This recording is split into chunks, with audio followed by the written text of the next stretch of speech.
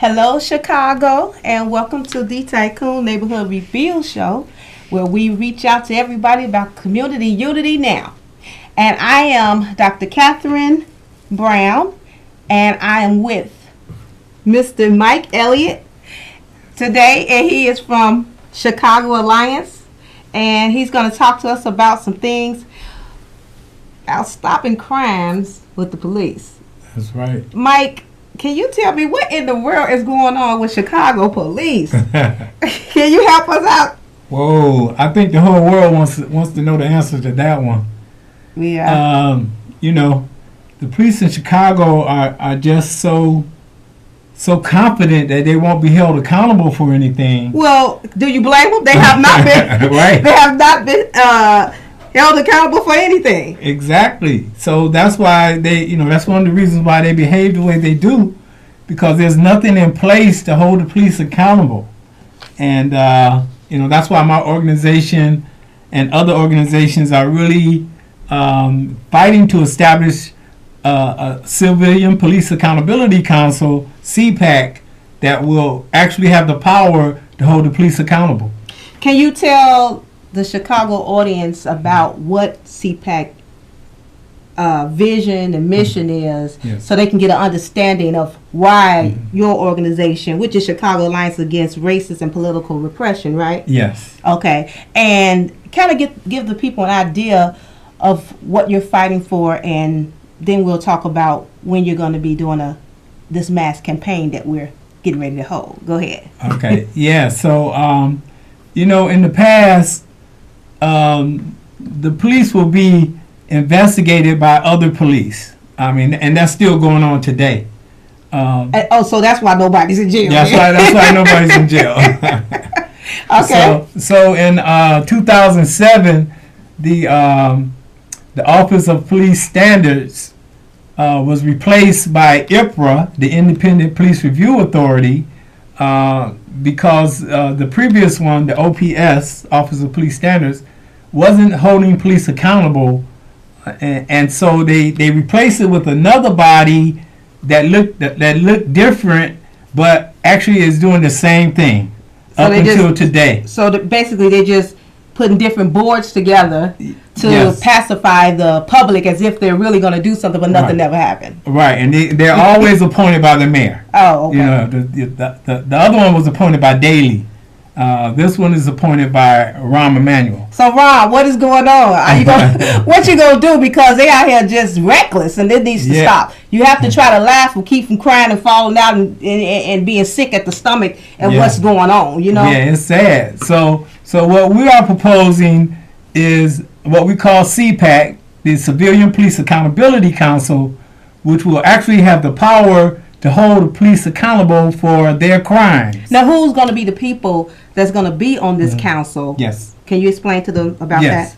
So this council will represent the members will represent each of the 22 police districts in Chicago, and it'll be a citywide council made up of these representatives from 22 districts. Well, wait, because I don't want the audience to get confused as if it's going to be a police from those districts. It's going to be community members, people that live in different, because there's 22 police districts.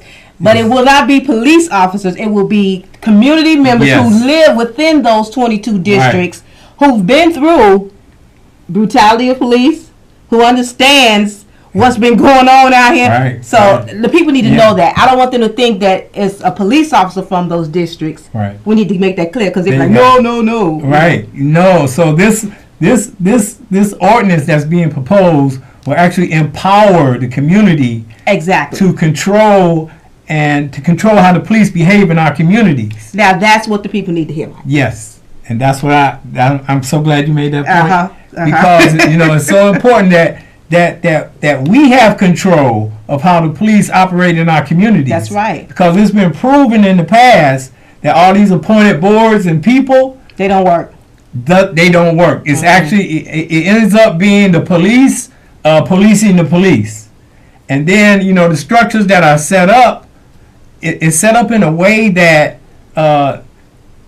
the police are never held accountable by the people that investigate them, so-called investigates them. Well, we all know they never get investigated. Yeah. Just piles of complaints on the desk that never get touched, right? So like out of the last 421 police shootings, only 2 have been sustained as being wrong. So if and in those cases, the police were never even really disciplined about it. So let me ask you this: so if CPAC, or when, let me take away if, when CPAC becomes the council to control the police, how do you think you all are going to go about helping maintain the control that you're trying to get? What are some of you all's procedures in which you plan to hold them accountable? What will you all do? Yes.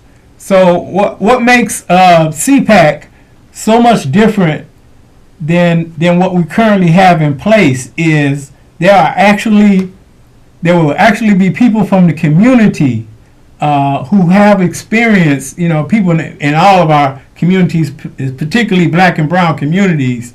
If we haven't experienced it personally, other folks that we know or family members have experienced some type of brutality from the police. Okay. And so it's a democratic structure.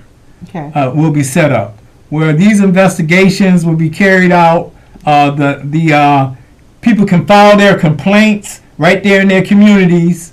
And they will be handled. Yes. They won't just sit on the desk. Yes. The council will take care of that. Exactly. We'll have time frames. That's right. Where people will can definitely check back in with us to make sure that their case is being handled properly. That doesn't exist today. You better believe that. Listen, Mike, this is a live call-in show. You all can call in 312-738-1060 for your questions, comments, or concerns. And we do have a caller, so I am going to need to go ahead and take a caller. Yes. Mike, go ahead, caller. Are you there? Yes, I wanted to make 2 points, and I think that you raise an important issue here because for all too long, most people who live in the city of Chicago recognize that people who are disempowered, especially depending upon the community in which you live, are meant to feel as if they have no power to complain with regard to their treatment that they receive on the behalf of the Chicago Police Department at the hands of the Chicago Police Department. And let's face it, the police know that in Inglewood, someone who is of modest means or perhaps has some sort of background and whatnot, that they can get away with mistreating that person in a manner that they're not going to get away with here on the Gold Coast.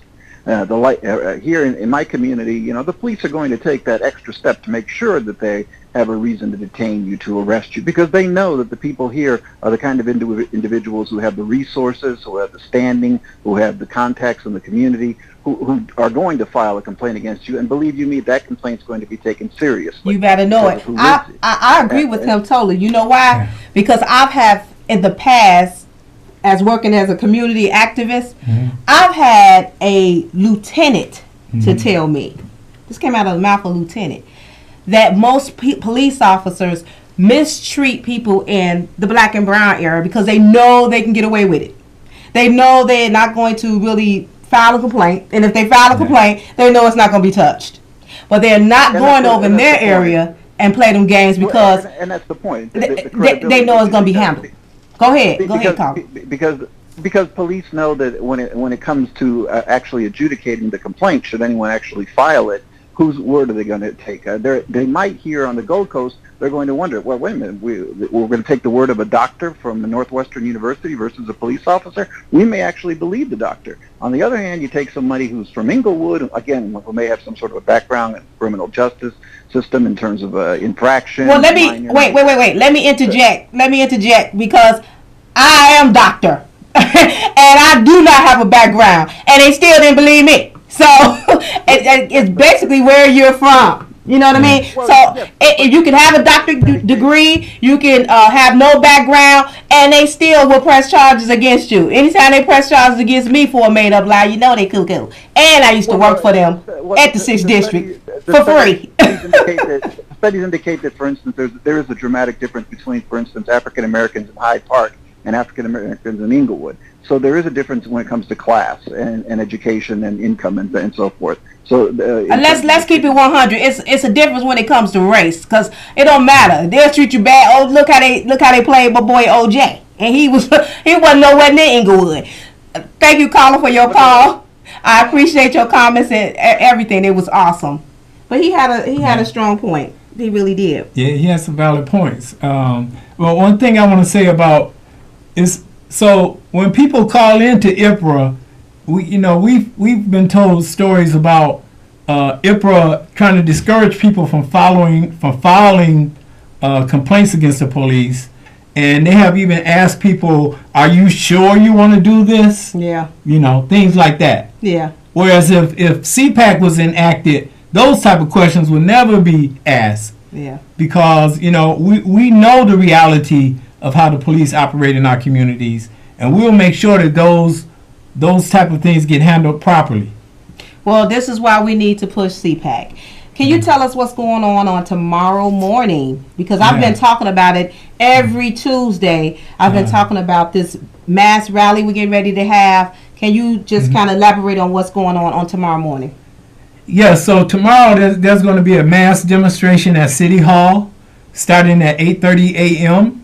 We're going to gather on the city side of City Hall on LaSalle Street.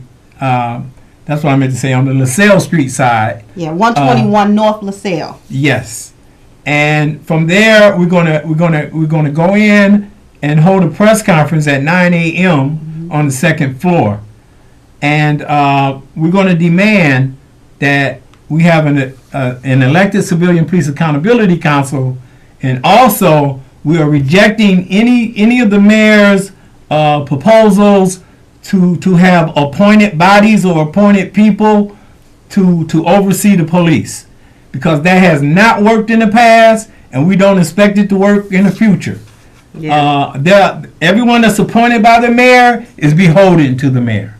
So we want something independent of that. We want a democratic process that will empower the residents of Chicago to oversee the police. Yeah. And to control how they behave in our communities. Well, let me put this on the screen real quick, Mike, over the overhead while you're talking, because I want the people to kind of get a visual of what it is that you're trying to do. Stop police crime. We're demanding a civilian police accountability council. That's what CPAC actually means, y'all. Yeah. We are demanding to have a civilian police accountability council. Yes. And as you can see also, you can go to the website stoppolicecrimes.com to get a lot more information, a lot more details about the whole campaign. If you all can, please write down this stoppolicecrimes.com and go to that website to get more information about everything we've been talking about tonight about CPAC. Yeah. I am hoping that, I look forward to CPAC. I'm not going to say hoping. Yeah. I look forward to CPAC being a part of the Chicago becoming a better place to be. Yes. I believe that we won't have so many people leaving Chicago and wouldn't mind living in Chicago, and we can have a sense of feel that we are protected once we have the right council put in place in order to govern the police, to make sure that they're doing their jobs in the professional manner. Definitely. In a respectful manner, and do what the world they got on the side of their car: serve and protect. I haven't seen one serve and protect yet. I need to see y'all serve and protect. Chicago police, can y'all please start serving and protect the people? We are asking you. We pay you. We are giving you your check to send you and your children, like they used to say back in the old days. You and your children have a nice living, go to school, pay your bills, all of that. That's coming from the citizens of Chicago. We are the ones you're supposed to be serving protected. So I am asking you, Chicago police, why don't you start acting like you appreciate that check you're getting from the Chicago people? Well, it's hard for a lot of police to understand that they are public servants. Yeah. I've had police actually get offended when I call them a public servant. And that's crazy. What's wrong with that? That's the wrong picture. I mean, that's scary, and so to them. That's yeah, scary. Yeah. Oh, wow. And so you scared to protect people that's giving you some money, right? The people that's giving you a paycheck. Through our tax money, we pay for everything they have. That look like you'd be real nice to them. Even the cars they drive. Yeah. Look like you'd be really nice to them, right? Yeah, it would seem to be that way. I mean, that's how we hope. That's what we thought the purpose of policing would be. But as you can see, it's not. It's not. Well, maybe if we had, this is one of my sayings that I say all the time. If the head is on straight, then the body can function. If we had a mayor that will push that mindset into the police and a superintendent that will push that mindset into the minds of the police that you are here to be a servant of the people. And remember, your paycheck is not coming just out of the budget. The budget is the people's money that we're getting from them. Then maybe we'll have police that carry themselves in a manner in which they could be respected. Yeah. Yeah. But you know, there's a long, deep history about why they are like they are. You know, the police actually began in the black community. The police were the paddy or the paddy rollers and those chasing down people who escaped from slavery. You know, those were the ones policing the plantations. And it seems like today, you know, they're still serving that same kind of purpose. They're almost like an occupying army in our communities. Yeah. They act like soldiers rather than people who are concerned about, you know, the life and the well-being of the people in the community. Yeah. You know, they come in with this very hard attitude and let me say racist and, you know, just very aggressive state of mind. Right. So they escalate. We call the police for something, and the situation gets escalated when you call the police. They're not trained to de-escalate anything. They just come in with, you know, I heard like soldiers. Well, I heard somebody say that, you know, a lot of police officers put them uniform. They really cowards, but they put them uniforms on, and that's what make them feel macho and not a hero, but just like they become somebody because they feel so much in their personal life. They feel low self-esteem, and then when they put that suit on, they become more confident. Yeah. But I can teach you how to gain your confidence through the Holy Word, through the Bible. You ain't got to put that blue suit on and try to feel confidence. A lot of other ways to feel confident than that because it's making you look bad. And they know, and they also feel confident because they know they're backed by the state. You know, they're backed and their union, the so-called union. Well, they only backed when it comes to certain places and certain people. Because Ron ain't gonna let them do that to one of his children, and neither the superintendent gonna let him do it to none of his kids. So you know, if neither one of their children laid out on the ground with a bunch of bullets in them and laid out for hours until somebody decide to come and pick them up. Well, they know who to treat like that. Right. But we all should be treated the same. I'm sure y'all agree, Chicagoans. We all should be treated the same. The mayor's no better than me and my kids, and neither is Superintendent Johnson and his kids. Simple as that. And that one of these police officers. Yeah. I want to say this about the way the police behave. The behavior of the police is the biggest threat to any hopes that we have of living in a democratic society. They are on the front line of protecting property and the rich, and they will use these violent means to carry that out. Yeah. And so if we have any hope of living in a democratic society, then we need to have police who behave like public servants. Yeah, well, they need to learn to get the mindset that they're public servant first and foremost before that can happen. I believe once we get CPAC in place, they're gonna begin to act like a public servant because they know that these are the same people that's on this council that's watching them. Done been through police brutality and they know how it feel. They ain't playing no games. We gonna keep it 100. Look, this is a live calling show, so I do have to take calls. Caller, go ahead. Are you there? Y'all go ahead and send the call through. Hello? Hello, good evening. My name is Josephine. I'd like to know, because I'm interested in what you're saying, but where are you located at, please?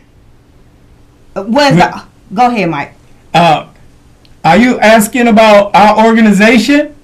Yes. We at 1325 South Wabash. Suite 222. 1325. 1325 South Wabash in Chicago. Right. Yeah. Yeah. Now, if you're interested in going to the rally at City Hall, that's tomorrow morning. You can be down there around 8:30. They'll be mobilizing and gathering at 8:30. Then we'll have a news press conference at 9 a.m. If you're interested in going, you can go online and to get a phone number if you'd like to have a T-shirt, and we'll have a T-shirt available for you too. There's a nice T-shirt that Brother Mike has on. You all can get a free T-shirt. Yeah, stand up so they can see that nice T-shirt. If you come out tomorrow, you will be able to get a T-shirt. Let us know. Go online and give them a call. Let them know you're coming and you would like to have a shirt, and you will be able to have a free T-shirt. Yes, ma'am. And I heard you say, where you say you used to work? Huh? She said, where did you say you used to work? You talking about me, baby? You said you used to work where? I used to work with 6th District Police as a community liaison between the community and the police to bring unity. Pretty much. Okay, to bring unity between the community and the police. All right, go ahead. I can give As you a volunteer, they ain't never gave me no check, boo. Just let's clear that up. I can give you a phone number you can call to contact us. Yeah, that would be good. What's the number? I could tell her that number. 312. Oh, it's kind of small on here, so we just read it out. That phone number is 312-939-2750. 312-939-2750. If you plan to come to the rally in the morning at City Hall, where we're going to meet with the mayor and the all city council to let them know we want CPAC, then we'll give you a T-shirt when you get out there. I'll definitely be out there. We got another call. Go ahead, caller. Are you there? I have a question, and it seems like it's the same old situation all the time. You're talking about a new police review board. Now, two things. How is it going to be independent? They're going to still probably going to be getting their budget from the Chicago Police Department. And two, it's not going to be no civilians on there. It's going to be ex-police officers, retired police officers. And how is that going to be independent? And then we got the current police superintendent was talking about he going to have some input on terms of who's going to be on the board. Exactly. That's a good question. I'm going to let Mike answer it, but I'm going to also say this. Yes, that's exactly how it's going to be if the mayor proposes what he proposed and they get in place. But if CPAC put it in place, it'll be totally different. But out of office. Yeah, we're going to have to. That's the only way we're going to get control back on Chicago, and get somebody in office that really care about all the people in Chicago. Go ahead, Mike, and address what he just said, please. Yes. So I understand how you feel, brother, and what you just described was what the mayor is proposing and what's already in place. Mm-hmm. CPAC is absolutely different from that. Yeah. These will be people elected from the community to represent their communities on a board. It's on a council, a citywide council. There won't be any appointed people on this board, on this council. And CPAC. And remind them that the people that has been victims of brutality as well. Some of those people will be victims. Yeah, definitely. They'll be coming straight out of the communities where all these police crimes have been happening, where folks have been abused by the police. They will understand, what has taken place and how the police crimes have been investigated before. Under this structure, CPAC, it will actually empower the people to have control of the police. That's true. So and it would take power from the mayor because he can no longer appoint people. Mm-hmm. That's true. That's a good thing. Let me put this on the overhead again, so you all can see. CPAC is about stopping police crimes. Demand a civilian police accountability council. Enact CPAC now. So if you all are interested in going, we need everybody to come out there. We're going to be deep. It's going to be a mass rally tomorrow at City Hall. We're going to meet with the mayor and all 50 city council members. So if you're available tomorrow morning, you don't have to be at work. You need to be down to City Hall. If you talk about you want to see change in Chicago, this is the way we get change. Yeah. And CPAC is one of the greatest programs out there that I have seen. I ain't seen nothing else better. Yeah. That will help bring police accountability to where it needs to be. And it's the only All right. thing that's being presented that will empower the people. That's right. Well, I appreciate you coming, Brother Mike. Tomorrow morning, 8:30 a.m., make sure you out there. You can get one of these cool T-shirts. Thank you so much for coming. Chicago, I see y'all next Tuesday, same time, same channel, 6:30. Have a blessed evening. Good night. CPAC.